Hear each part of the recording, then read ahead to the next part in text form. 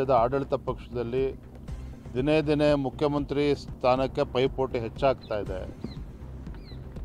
ಸಿದ್ದರಾಮಯ್ಯನವರು ರಾಜೀನಾಮೆ ಕೊಡಬೇಕು, ತಾವು ಮುಖ್ಯಮಂತ್ರಿ ಆಗಬೇಕು ಅಂತೇಳಿ ಅನೇಕರು ಇವತ್ತು ಕಾಯ್ತಾ ಇದ್ದಾರೆ.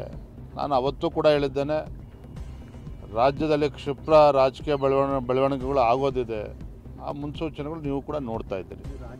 ನೋಡ್ರಿ, ಅವ್ರು ಯಾವ ಅರ್ಥದಲ್ಲಿ ಹೇಳಿದ್ದವರು ನೀವು ಅವ್ರನ್ನೇ ಪ್ರಶ್ನೆ ಮಾಡಿ.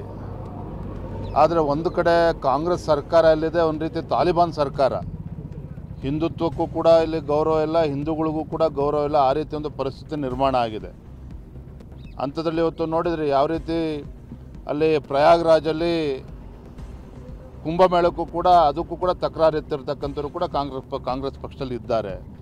ಇದ್ರ ಮಧ್ಯೆ ಡಿ ಕೆ ಶಿವಕುಮಾರ್ ಅವರು ಸಹ ಕುಂಭಮೇಳಕ್ಕೆ ಹೋಗಿ ಬಂದಿದ್ದಾರೆ ಕುಟುಂಬ ಸಮೇತ. ಅಂದರೆ ಹಿಂದುತ್ವ ಏನು ನಮ್ಮ ಪ್ರಾಚೀನ ನಮ್ಮ ಒಂದು ಕಲ್ಪನೆ ಅದರ ಆಧಾರವಾಗಿ ಹೋಗಿ ಬಂದಿರೋ ನನ್ನ ಭಾವನೆ. ಆದರೆ ಇದ್ರ ಬಗ್ಗೆ ನಾನು ಹೆಚ್ಚು ಇನ್ನೇನು ಹೇಳೋದಕ್ಕೆ ಸಾಧ್ಯ ಅಲ್ಲ.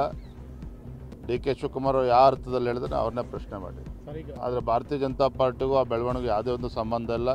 ವಿಶೇಷವಾಗಿ ಮೊನ್ನೆ ಈಶಾ ಫೌಂಡೇಶನ್ ಶಿವರಾತ್ರಿ ಸಂದರ್ಭದಲ್ಲಿ ಮೊನ್ನೆ ಗೃಹ ಸಚಿವರಿದ್ದಂಥ ಒಂದು ಕಾರ್ಯಕ್ರಮದಲ್ಲಿ ಅವರು ಕೂಡ ಭಾಗವಹಿಸಿದ್ರು. ಹಾಗಾಗಿ ನಾನಾ ರೀತಿ ಚರ್ಚೆಗಳು ನಡೀತಾ ಇದೆ. ಅದು ಯಾವುದಕ್ಕೂ ಕೂಡ ಸತ್ಯ ಇಲ್ಲ, ಪ್ರಶ್ನೆ ಇಲ್ಲ ರೀ. ಅದೊಂದು ಶಿವರಾತ್ರಿ ಸಂದರ್ಭದಲ್ಲಿ ಒಂದೇ ವೇದಿಕೆಯಲ್ಲಿ ಕಾಣಿಸ್ಕೊಂಡಿರ್ಬೋದು.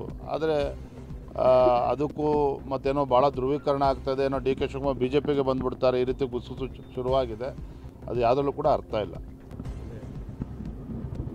ನಾವು ಮುಖ್ಯಮಂತ್ರಿಗಳಿಗೆ ಕಳೆದ ವಾರ ನಾನು ಪತ್ರನೂ ಕೂಡ ಬರೆದಿದ್ದೇನೆ, ಬಹಿರಂಗವಾಗಿ ಪತ್ರ ಬರೆದಿದ್ದೇನೆ.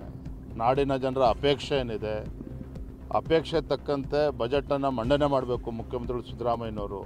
ಅದರಲ್ಲೂ ಕೂಡ ಅತಿ ಹೆಚ್ಚು ಬಜೆಟನ್ನು ಮಂಡನೆ ಮಾಡಿರ್ತಕ್ಕಂಥ ಕೀರ್ತಿ ಸನ್ಮಾನ್ಯ ಸಿದ್ದರಾಮಯ್ಯನವ್ರಿಗೆ ಸಲ್ತದೆ. ಹಾಗಾಗಿ ಜನರ ಅಪೇಕ್ಷೆನೂ ಕೂಡ